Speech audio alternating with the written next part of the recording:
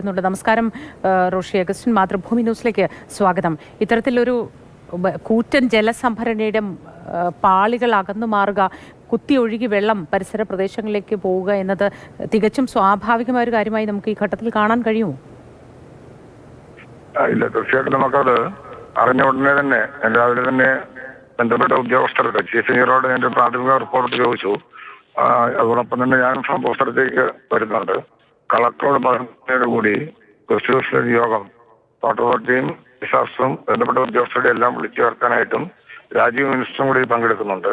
അപ്പോൾ തുടർന്നുള്ള കാര്യങ്ങളും എന്താണ് അവിടെ സംഭവിച്ചത്, ജനങ്ങളുടെ ബുദ്ധിമുട്ട്, കുടിവെള്ള വിതരണത്തിന്റെ തടസ്സം, ഇക്കാര്യങ്ങളെല്ലാം ചർച്ച ചെയ്യപ്പെടേണ്ട ആവശ്യമുള്ളതുകൊണ്ടാണ് ഞാനിവിടെ ഇമ്മീഡിയറ്റ് ആയിട്ട് എന്റെ ഇന്നത്തെ പ്രോഗ്രാം എല്ലാം മാറ്റി അങ്ങോട്ടേക്ക് തന്നെ വരുന്നത്.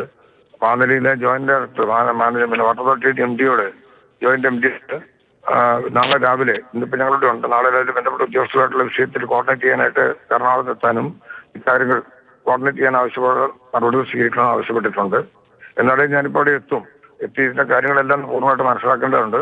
അതായത് ജലവിതരണം മൂലം ഉണ്ടാകുന്ന ബുദ്ധിമുട്ട് പരിഹരിക്കാനുള്ള ആദ്യത്തെ ആവശ്യം, പിന്നെ ജനങ്ങൾക്കുണ്ടായ ബുദ്ധിമുട്ടുകൾ എന്താണെന്നത് പരിശോധിക്കാനും എന്താണ് ചെയ്യാൻ കഴിയുന്നത് അക്കാര്യങ്ങളെ കുറിച്ച് ആലോചിക്കാനായിട്ടാണ് എത്തുന്നത്. ഈ സാഹചര്യത്തിൽ ഇതിന്റെ ഏതെങ്കിലും തരത്തിൽ ഇതിനു മുൻപ് ഇത്രയും കാലപ്പഴക്കം ഉണ്ടായിരുന്ന ഒരു ജലസംഭരണിയാണ്. ഇതിനു മുൻപ് ഇതിന്റെ ബലം നിലനിർത്തുന്നതിനായി അറ്റകുറ്റപ്പണികളോ മറ്റോ ഇടയ്ക്കൊക്കെ ചെയ്യാറുണ്ടോ? അത്തരത്തിൽ സംരക്ഷിച്ചു നിർത്തിയിരുന്നത് തന്നെയായിരുന്നോ? കാര്യങ്ങളെല്ലാം ഒരു ചർച്ച ചെയ്യപ്പെടുമ്പോൾ നമുക്ക് അറിയാൻ പറ്റുന്നുള്ളൂ. സ്വാഭാവികമായിട്ടൊരു സംഭവം ഉണ്ടാകുമ്പോഴാണല്ലോ കാര്യങ്ങളെ കുറിച്ച് നമ്മൾ കൃത്യമായിട്ട് അറിയാൻ പറ്റില്ല. ഓരോ സ്ഥലത്തെയും ഓരോ കാര്യങ്ങളും അങ്ങനെ കൃത്യമായി എനിക്ക് നേരിട്ട് പറയാൻ കഴിയുന്നൊരു സ്ഥിതിയില്ല. പക്ഷേ ഈ കാര്യം ഇന്നവിടെ നടക്കുന്ന ചർച്ചയിൽ കുറെ കൂടെ വ്യക്തമാകും. അക്കാര്യങ്ങൾ മനസ്സിലാക്കാൻ കഴിയും. ഞാൻ മനസ്സിലാക്കുന്നത് 10-40 വർഷം പഴക്കമുള്ള ടാങ്ക് ആണെന്ന് തന്നെയാണ് ഞാൻ മനസ്സിലാക്കുന്നത്. ശരി, വളരെ നന്ദി. ഒപ്പം ചേർന്നതിന് ടെലിഫോൺ ലൈനിൽ മന്ത്രി റോഷി അഗസ്റ്റിനാണ് സംസാരിച്ചത്.